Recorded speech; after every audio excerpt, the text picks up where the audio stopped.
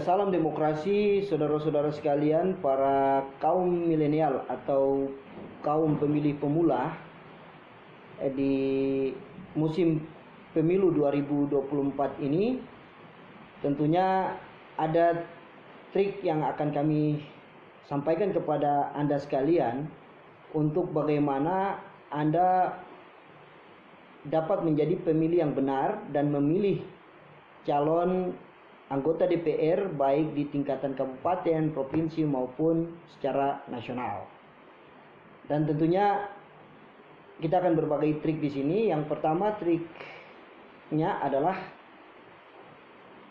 kaum milenial atau pemilih pemula ini, para kaum muda, itu harus mengetahui berapa banyak partai politik yang sudah terdaftar, ya, dan juga partai-partai apa saja.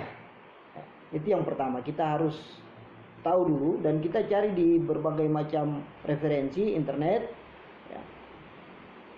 Lalu yang kedua, kita harus tahu juga terkait dengan program-program strategis apa saja yang berkenaan dengan pemilih pemula atau pemilih milenial ataupun pemilih kaum muda ini, ya.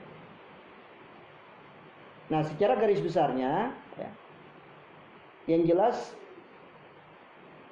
pemahaman ini sangat perlu, ya, terkait dengan program-program strategis apa saja. Yang pertama, berkenaan mungkin terkait dengan beasiswa, ya, bantuan studi untuk para mahasiswa, para pelajar, ya. Lalu berkenaan dengan kaum muda atau kaum milenial atau pemilih pemula juga, itu berkaitan dengan program-program pengembangan dunia kerja, sehingga para pencari-pencari kerja yang sudah lulus daripada S1, ya, yang sudah lulus SMA, itu terbuka ruang kerja sehingga bisa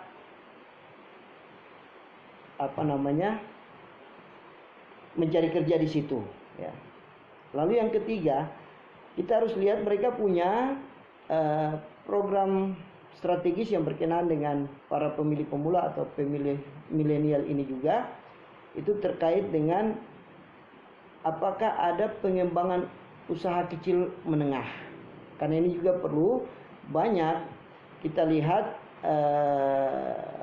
usaha-usaha yang dijalankan oleh para kaum muda, kaum milenial ini, seperti bengkel motor, ya, pencucian, ya, motor mobil, ya, lalu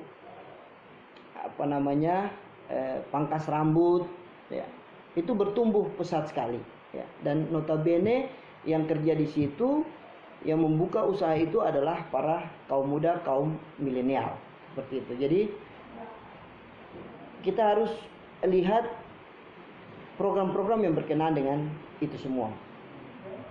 Nah, setelah itu, setelah kita paham program-program yang berkenaan dengan contoh yang tadi sudah disampaikan, berkenaan dengan apa yang menjadi kepentingan kaum milenial itu, baru kita tilik, ya, yang ketiga itu kita lihat di partai politik masing-masing, apakah ada program-program yang sangat clear terkait dengan kaum milenial punya jaminan kehidupan 5 tahun ke depan, ya.